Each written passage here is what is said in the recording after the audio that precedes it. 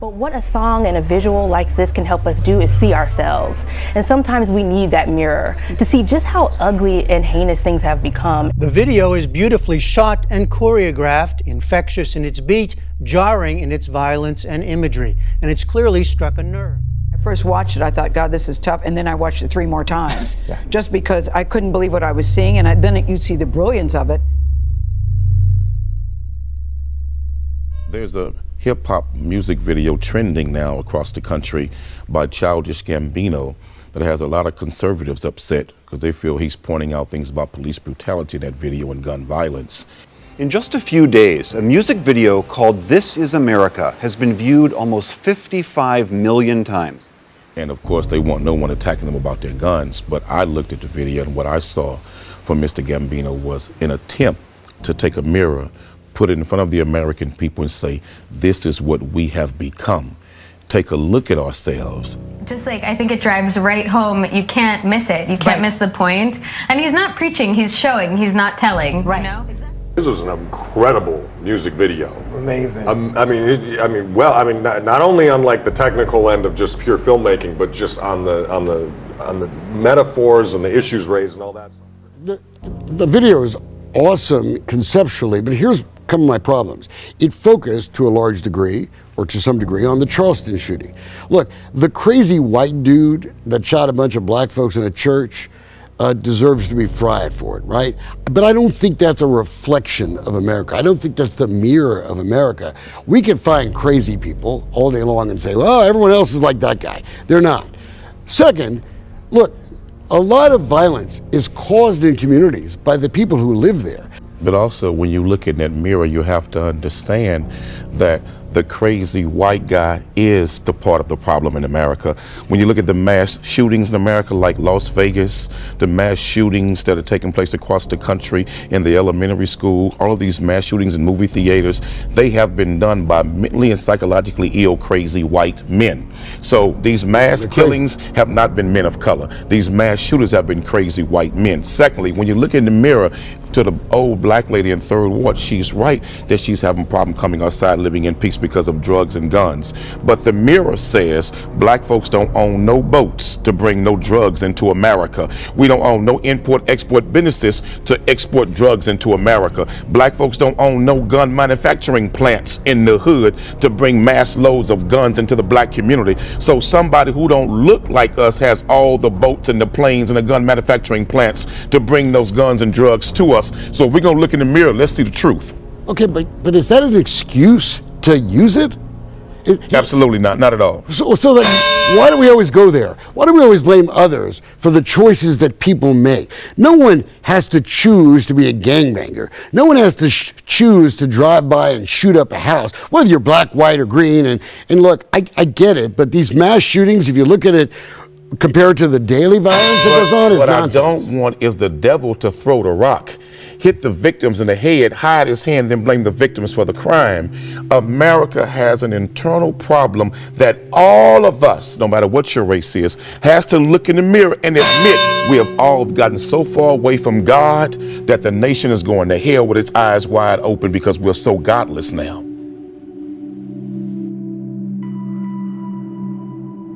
It is fashion's biggest night, so the beautiful people were out, and there were plenty of head-turners at the Met Gala in New York. This year's theme was Heavenly Bodies, Fashion, and the Catholic Imagination, and they were very creative, weren't they?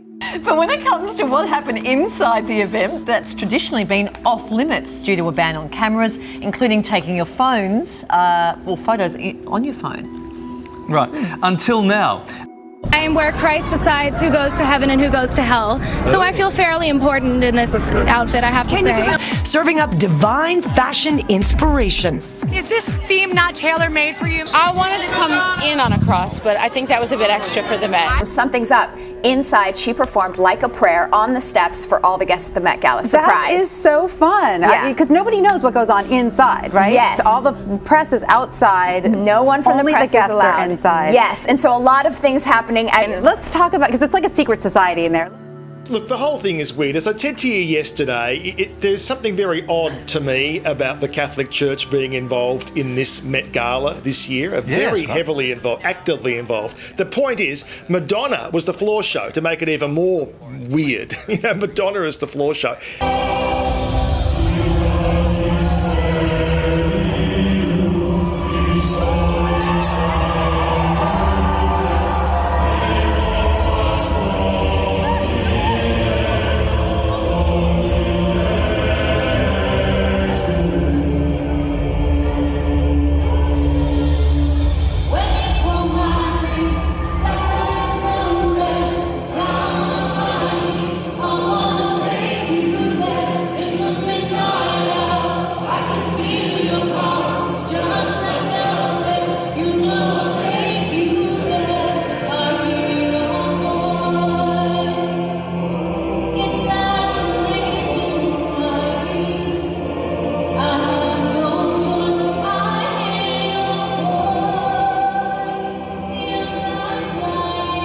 So I wonder what Cardinal Dolan made of all of that. There you go, Madonna stealing the show, doing the floor show. It's actually quite beautiful. It is, yeah. Especially with the monks. This year's exhibit, Heavenly Bodies, Fashion and the Catholic Imagination, providing fashion inspiration that could only be described as heaven-sent. Cardinal Dolan, the Cardinal of New York, was there in attendance. Chance, you'll get up and perform tonight.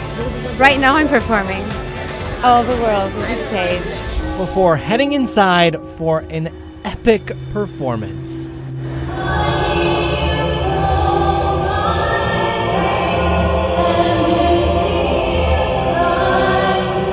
And she also debuted a new upcoming single called Magic. A little snippet of that. Katy Perry in Versace and Wings on the red carpet. And inside, showcased on Vogue's Instagram account with other big stars and the new Costume Institute exhibit. They were there to celebrate.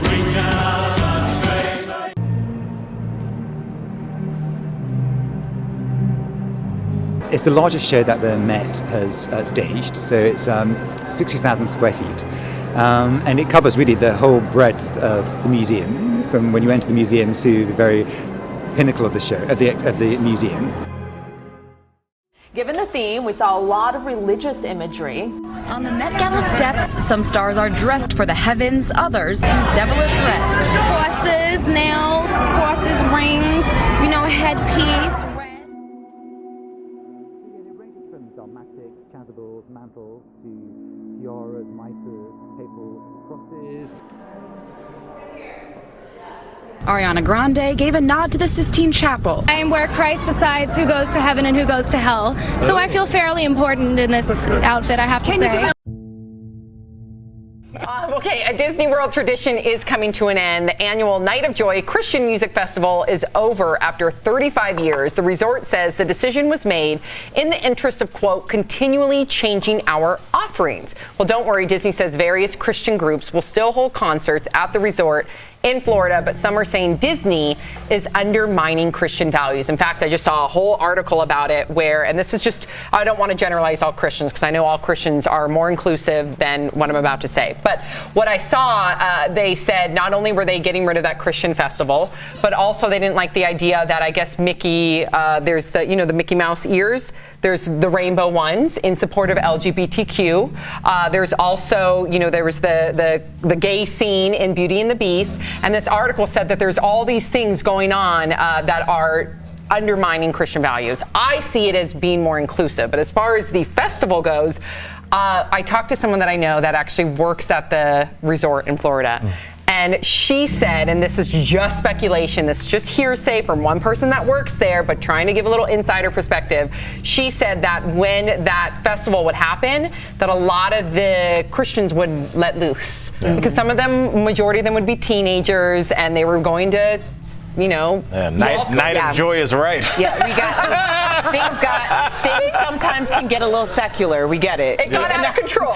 Yeah, I grew up going to church camps, and I mean, this is not to disparage church camps, but I do understand that when you have young people especially who are being held to a slightly higher standard, things happen, and there's some experimentation happening at church camp.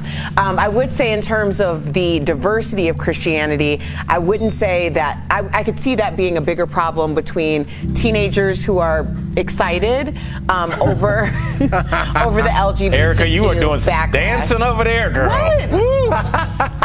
Erica, what's going on in those camps? Well, I did have my first open mouth kiss.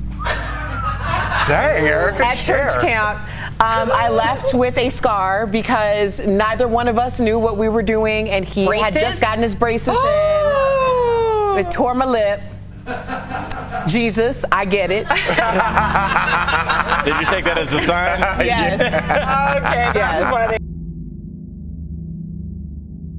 One person has the power to kind of like how much work goes into trying to shine a light on these issues, and then just one person does a video and look at the influence. It's like how they say a picture's worth 1,000 words. And this video, 50 million views almost. I looked at it right before I came here. It's jumping exponentially every hour.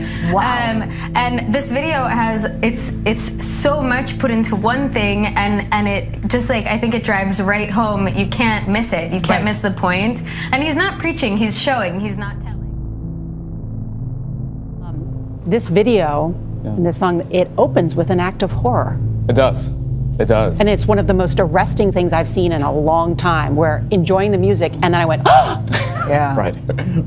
What has, I think, been this reaction? What was your initial reaction to it? I mean, my initial reaction was just pure shock, right? Yeah. You know, I'm used to, like a lot of America, I'm used to Donald Glover being this very affable comedian. So friendly. He smiles, so he dances. clever, yes. Right. Yeah. You look at him on Community and things like that.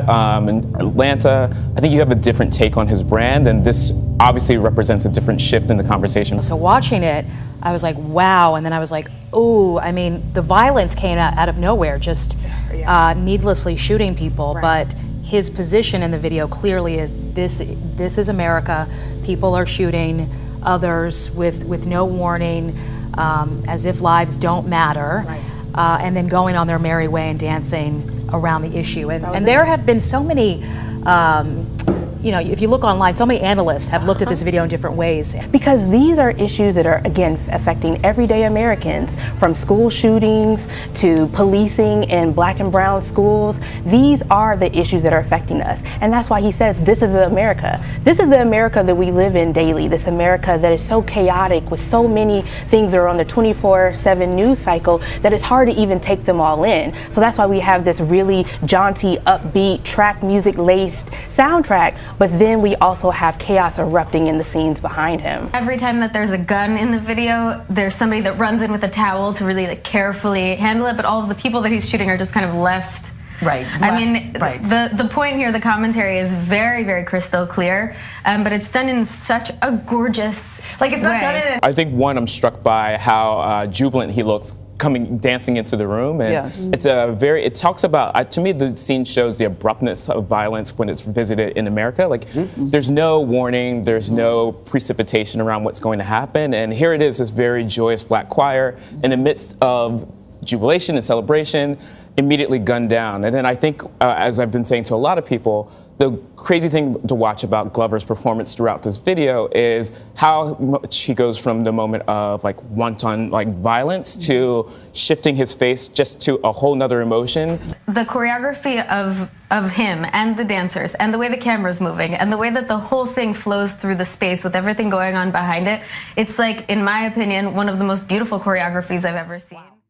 Yeah, I mean, and when you look at some of the things that Glover was doing in the video, it's really incredible. I mean, because like I said, everyone can kind of watch it and see different things that suddenly speaks to them, and that's the strength of powerful art. Yeah. When I saw the video and saw how he was moving, the facial, what he was, the faces he was making, things like that, I said, whoa, that reminds me a lot of the Jim Crow era, and white yeah, people, and that was the blackface, thing. and that It was kind of like thing. where Alex Jones saw voodoo, I saw minstrels, Yes. which added is a a statement. whole other layer. But see, I see voodoo when I look at Alex Jones.